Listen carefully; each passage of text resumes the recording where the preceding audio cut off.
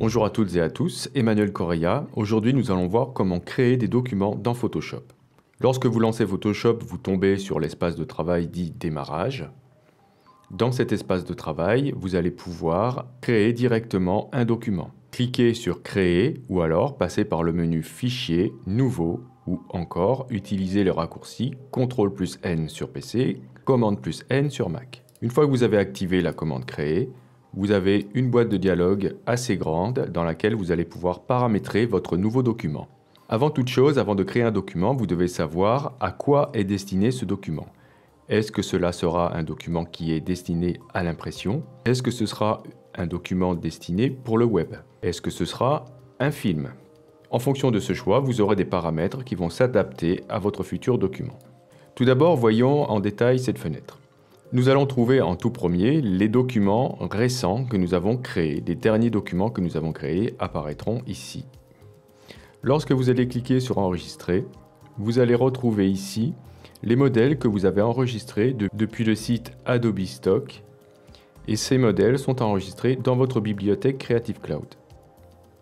Juste après, nous trouvons l'onglet Photos. Là, nous allons trouver les formats les plus courants en photo. Si vous cliquez ici sur Afficher tous les paramètres prédéfinis, vous aurez d'autres formats.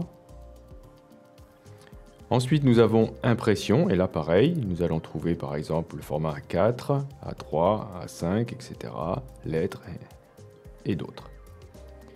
Ensuite, vous avez Illustration. Là, on va trouver des formats un peu spécifiques à l'illustration. Sur Web, nous allons trouver ici donc des formats pour ceux qui font du web design. Donc ici, ce sont des formats d'écran les plus courants.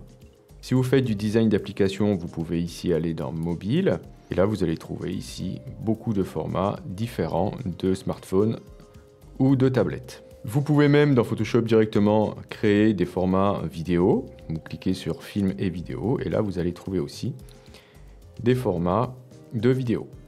Je vais revenir par exemple sur Impression. Et je vais ici regarder dans la colonne de droite les options qu'on va trouver.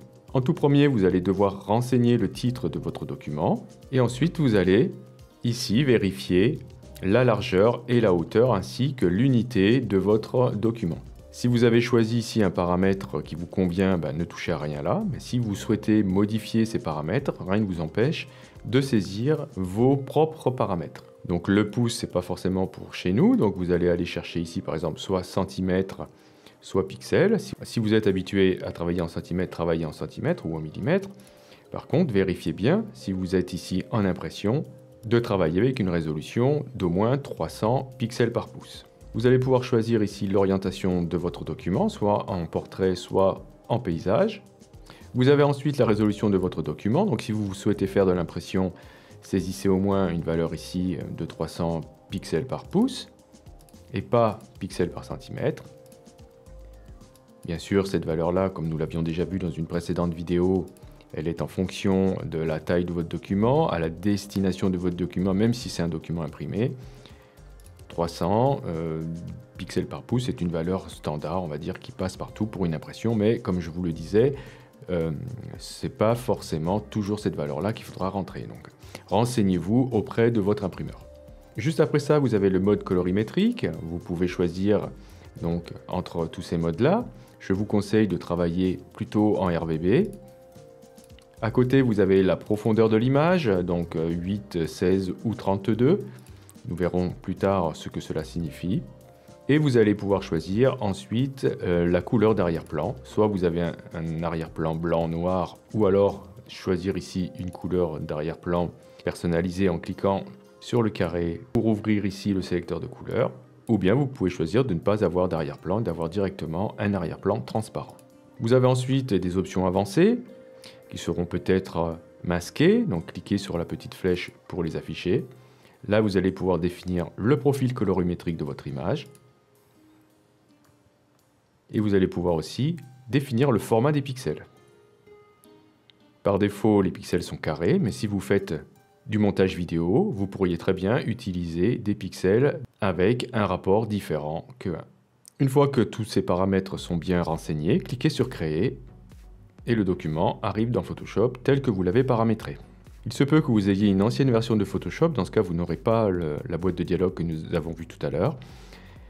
Il se peut aussi que vous ne soyez pas très habitué à la nouvelle boîte de dialogue et que vous préfériez l'ancienne version. Pour cela, allez dans les préférences, en allant dans le menu Édition, Préférences sur PC, Photoshop, Préférences sur Mac, et vous allez aller chercher ici dans Général, vous allez cocher ici Utiliser l'interface Hériter nouveau document. Et ensuite, lorsque vous allez faire Fichier nouveau document, vous allez vous retrouver avec l'ancienne boîte de dialogue Nouveau document. Là ici, vous allez retrouver donc les mêmes options que tout à l'heure, mais disposées d'une autre manière.